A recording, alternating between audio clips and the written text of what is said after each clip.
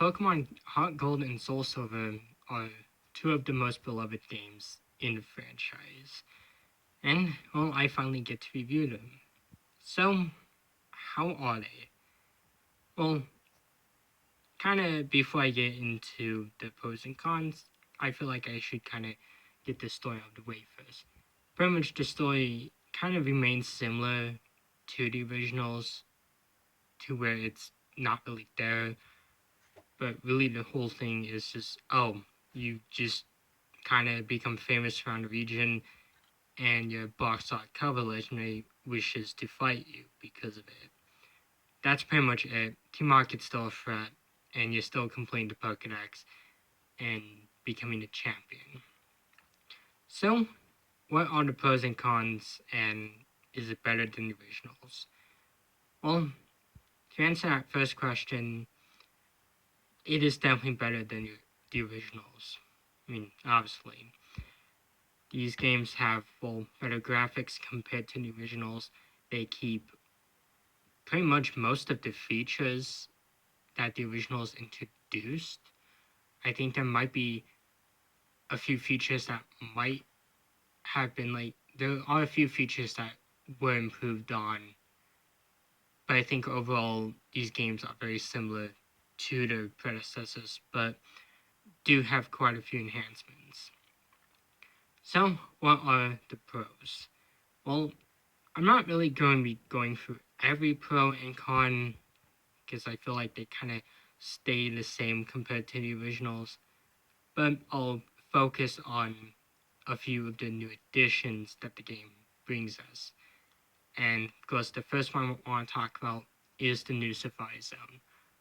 As you may have known, the Safari Zone doesn't really have an appearance in the original games for some reason.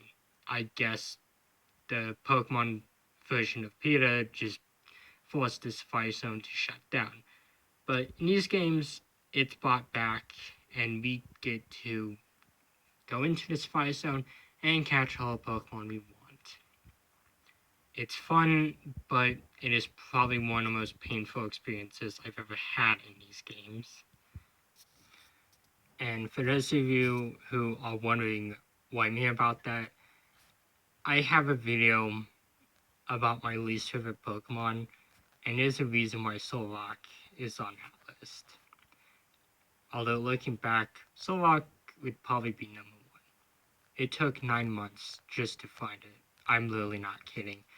But moving on, the Safari Zone is a, well, very fun place to be in. It's not exclusive, it doesn't exclusively have Pokemon that you find in the Johto region. It has quite a ton of Hoenn and Sinnoh Pokemon, and it actually does hold some Kanto and Johto Pokemon that you aren't really able to get until like a later portion in the game, which I think was pretty nice. And overall, despite a few flaws, the Safari Zone for the most part is pretty fun and is definitely worth checking out if you are playing these games.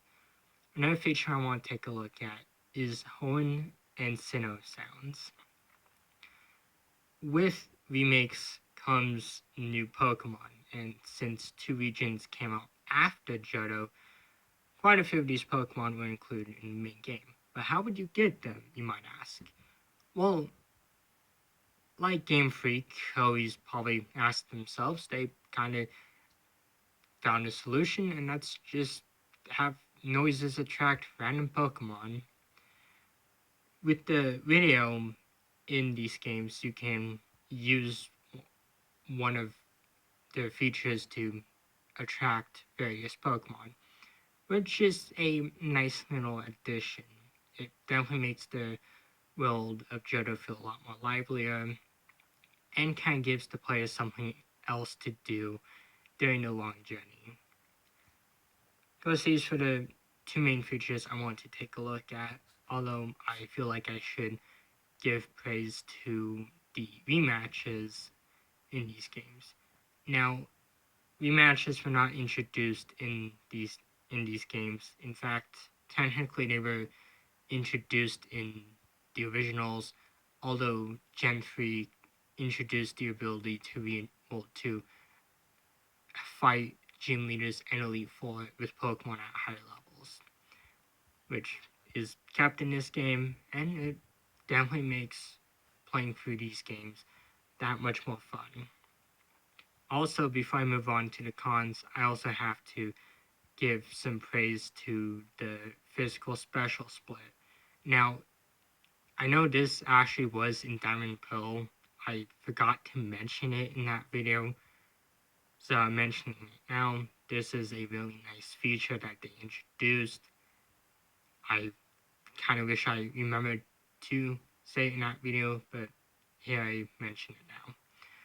Although, despite its pros, there are a few cons I have with these games. Now, these are just kind of minor cons. First of all, I kind of feel like Kanto could have been better. In these games and originals, we gained the ability to go back to Kanto and challenge the gym leaders. And for the most part, Kanto is a pretty fun region. Although it does have a few flaws, as they take out the Pokemon Tower, making Lavender Town far less creepy. The 7 islands on their island, I kind of wish that they kept them in the remakes. And Cinnabar Island kind of is non-existent. Although they bring back the Seafoam Islands and Cerulean Cave. So I don't think I have much ground to complain about some of the cons in my opinion. And to be honest, I don't really have much issues with HeartGold and SoulSilver. I kind of have to agree that these are probably the best games in the series and are something that I feel new players should play. Because if you haven't played these two yet, I would highly recommend it. I had recently done a playthrough of both of them, and they still prove to be some very fun games. And while there are parts I like about the originals a lot better, I would have to say that this is the definitive Johto experience, at least for now. But that's all I have to say about these games. Next time I'll be taking a look at the Gen 5 games, starting with Pokemon Black and White. So, see you soon everyone, and have a good night.